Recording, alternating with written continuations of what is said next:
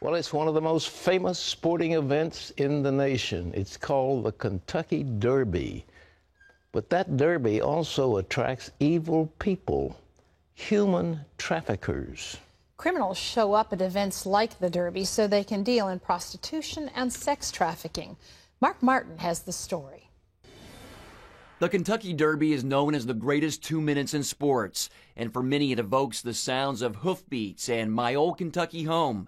To human traffickers, the city and its famous horse race are simply avenues for exploitation. We have high rates. We have a serious problem. These pimps, our handlers, look at it as a way of making fast money in a one-day or two-day event, and they're going to double and triple what they normally make. So they'll bring these girls in from all over.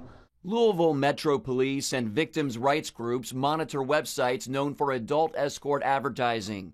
They estimate postings on these sites for Louisville have tripled this week leading up to the Kentucky Derby. And before Keeneland Spring Meet and before the Derby, women and what we believe to be our children are advertised as fillies and mustangs. Sergeant Andre Bottoms says the prostitution human trafficking rings are set up in hotels in every part of the Kentucky, Indiana areas surrounding Louisville. Bottoms estimates about 10% of the hundreds of prostitutes in Louisville this week are being forced or coerced. After each prostitution arrest, police look for signs of trafficking. Then we change course, and at that point we treat them as a victim and not a criminal. Teresa Flores is a survivor of human trafficking. She founded the organization Traffic Free, which helps build awareness through what's called the SOAP outreach. SOAP stands for Save Our Adolescents from Prostitution. At national events like the Kentucky Derby, the outreach program distributes thousands of bars of soap to high-risk motels in the area. The soap is wrapped with a red band that gives the National Human Trafficking Hotline number and asks questions like, are you being forced to do anything you do not want to do? Mark Martin, CBN News. Isn't that a shame? A wonderful event. Have you ever been to the Derby? I have never been to the Derby, but I'm shocked that, I shouldn't say I'm shocked. I know that events like this draw this kind of a dilemma. I mean, hey, you're looking at horses running. I mean, it's horses. Yeah, then there's the underbelly of it, which is this. Horses don't have things under their bellies.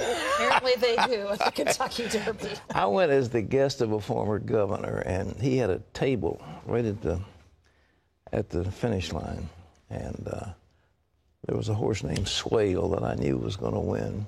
But I looked at somebody else who, he happened to own Occidental Petroleum, and he was betting on another horse. I figured, well, maybe he knows more than I do. So people at the table said, who's going to win? And I said, well, it looks like so-and-so. I knew it was going to be Swale. Lo and behold, Swale won. But 2 races before that, you know, the preliminaries, my wife picked the 2 winners. Really? And these men, they were from New York, you know, and they said, how did you do it? And she said, well, I like these tail. I mean, not a horse race person. Well, I mean, they won. I mean, she knew. Hey, speaking of winning, could I do a little bragging? Certainly. I have a grandson. He's Gordon's son. Patrick. Patrick has turned into a little stud, talking about horses. He is Mr. Muscles itself. Well, he's a wrestler, isn't he? He is a wrestler, but he just shattered the school record with the discus. Shattered it. Really? 5 feet beyond the school record in this last meet, and he's just warming up. Oh, I know Gordon's proud of him. He is ecstatic. He's been a great athlete. Football. Yeah. But I mean, he's so dedicated, you know. I mean, I was in the gym lifting weights with him. Oh, Granddaddy, these aren't enough weights. I said, Betty, it's plenty. They're enough for Granddaddy. That's right. I want more. Well, anyhow, shattered the school record of Norfolk Academy. That's good, huh? To him. That's very good. Well, he's got a great future. He's also good at academics. So they don't like horses. That's not a shocker. They're not into horses. I'm into horses. They're into wrestling. But I did wrestling. I threw the shot. So he comes by it all naturally. I wasn't very good. No, he got it from his mother's father, who was a coach and pretty good at it, I think. But anyhow, isn't that nice? That's wonderful. Yeah. That's wonderful. Congratulations, Grandpa. proud grandfather. Proud grandfather. Yes. All right. Well, the battle is brewing in the military. What can you say about your faith? Lee Webb has that story from the CBN newsroom. Here's Lee. Well, Pat, the Pentagon is saying it could prosecute someone in the military for sharing their religious faith. Top military officials met with a group called the Military Religious Freedom Foundation last week. Mikey Weinstein is the president of that group. He told Fox News that troops who proselytize are guilty of sedition and treason and should be punished. Retired Army General Jerry Boykin, though, is executive vice president of the Family Research Council.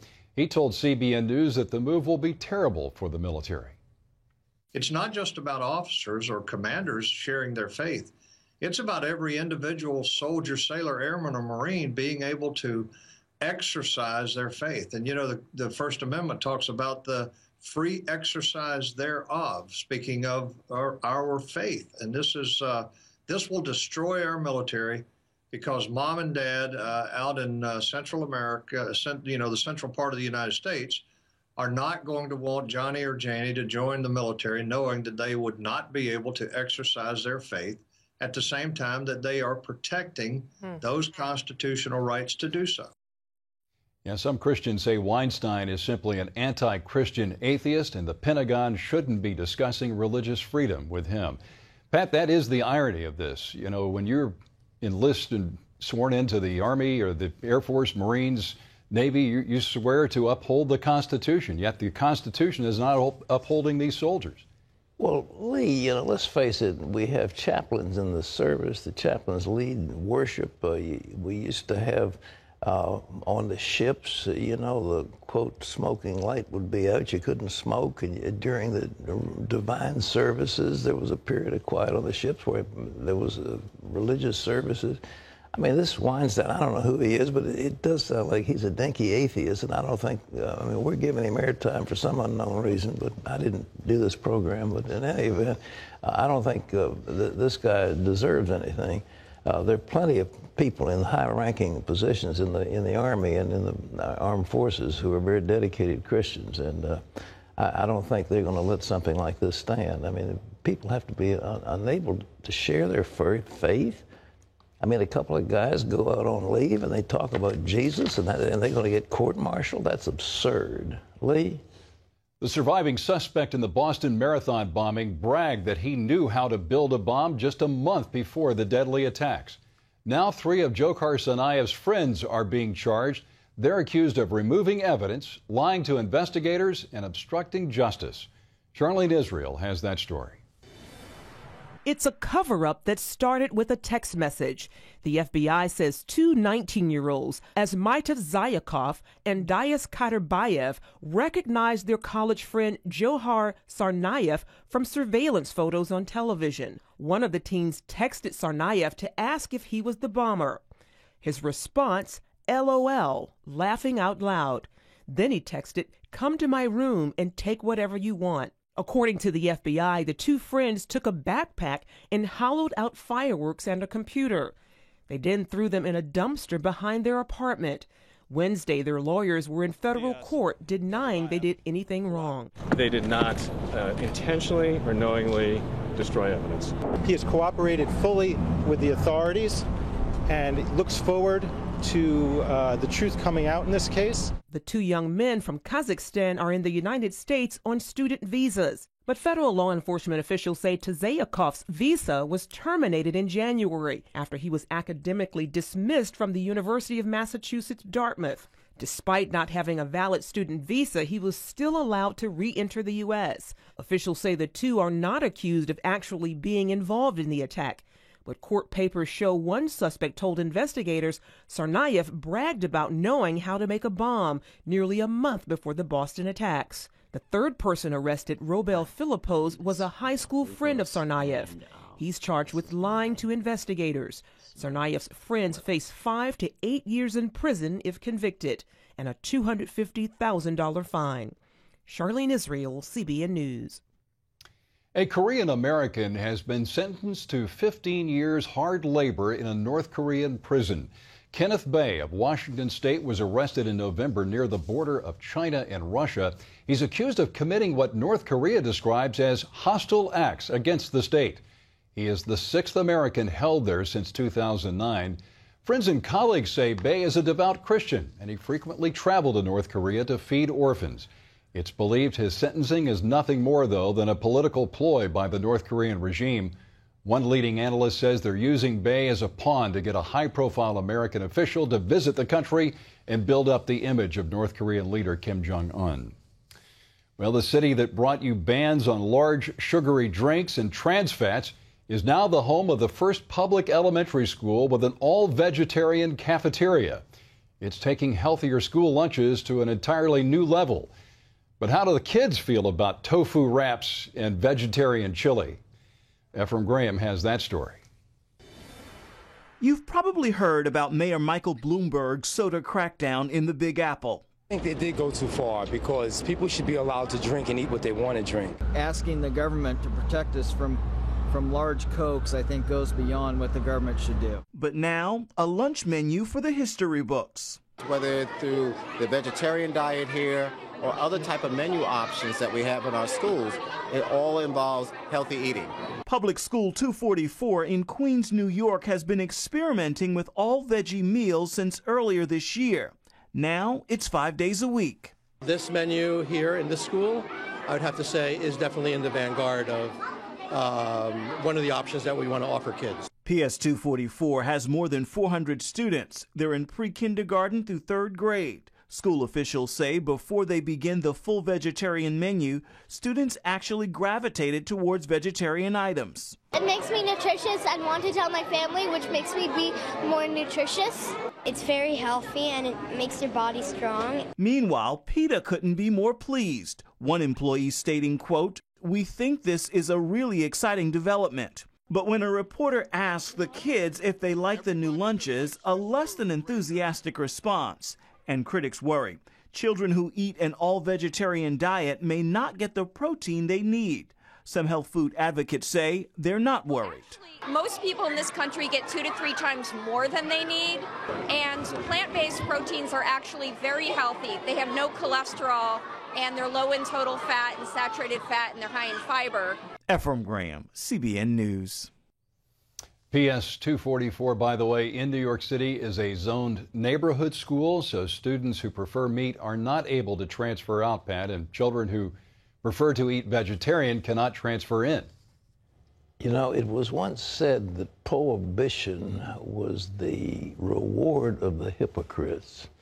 And I just wonder if Mayor Bloomberg would like to be forced to eat tofu day after day after day to see how he likes it.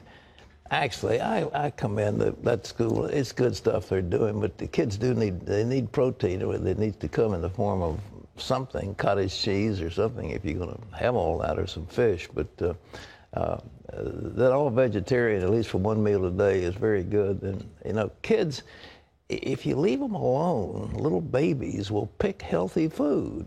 But we insist on adding sugar to things. We insist on adding salt to them, and then we train their palates so that they don't like good, healthy food. So my children rebelled against my Bloomberg nanny-ish. Soybeans? Oh, soybeans. They hated. Still won't look at yeah, them. They hated. So no, the soybeans were good for them, but it was the whole wheat bread. I mean, I don't. And they thought this was terrible. Their friends were eating this white bread, which is nothing that worse than glue. It's paste. And but they would trade sandwiches. We'd get on these healthy sandwiches. So finally, my oldest son met a girl, lovely, lovely girl, and she was amazed to find a boy who had been made to eat whole wheat sandwiches because she had to. And so they got married and had 5 children. So you and Bloomberg have a lot in common then. You both set down the law. Well, in a way of speaking. Sorry, I just couldn't resist. Mine is voluntary, because if it's kids, that's all they get. But anyhow, they all grew up relatively healthy and happy, and we have 14 beautiful grandchildren to show for all of that healthiness. They're still eating whole wheat. Well, I don't know if they are. I hope they are. Let's hope they are. California pastor Greg Laurie is opening the National Day of Prayer at the Pentagon today, despite opposition from gay rights groups. Laurie is the honorary chairman of this year's National Day of Prayer. The Human Rights Campaign and OutServe had urged the Pentagon to withdraw its invitation to Laurie because he teaches that marriage should only be between one man and one woman. Laurie says, quote, "I'm not trying to censor anybody else, and I don't think they should try to censor us," end quote. The Justice Department is appealing a judge's decision to lift all age limits on the so-called morning after birth control pill. The federal government says the judge exceeded his authority. They want his decision suspended while the appeal is underway. U.S. District Judge Edward Corman of New York mandated that emergency contraception be available on store shelves to anyone, no matter how young they are. He says drugs like the Plan B pill should be sold just like aspirin. Remember, you can always get the latest from CBN News by going to our website at cbnnews.com.